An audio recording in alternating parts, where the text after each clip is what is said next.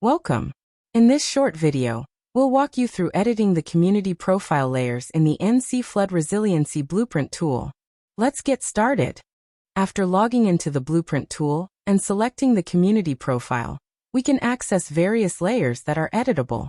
These include critical facilities, critical infrastructure, historic buildings, historic areas, and housing. We will be looking at the historic buildings and areas as an example of how we can edit the community profile. If a user has an assigned role for their community, they will be able to turn on edit mode to add new features.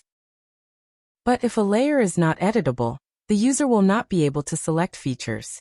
In the historic buildings and areas layer, we will create a community added historic area by clicking on the corners of the area we want to add. Next, we will add details to the feature. For this feature, we will include a name, detailed description, year built, and community ID, which will be automatically inputted by the Blueprint tool. Keep in mind that different editable feature layers will require different details for new features. Once we input the required details, we will hit Create, and the feature will be added to the map.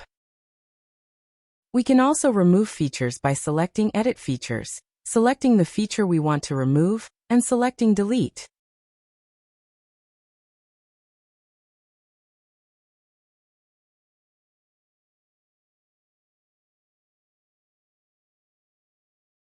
Next, we will look at the critical infrastructure layer.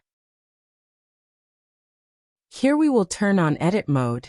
Select the type of community infrastructure point we want to add the point onto the map, fill out the description, and create the feature.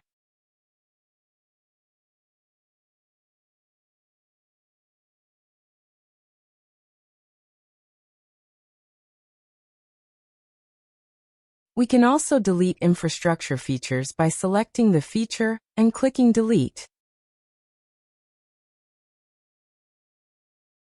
That's it. You've just learned how to edit the community profile layers in the NC Flood Resiliency Blueprint tool. For more help, visit youtube.com/@ncdeq.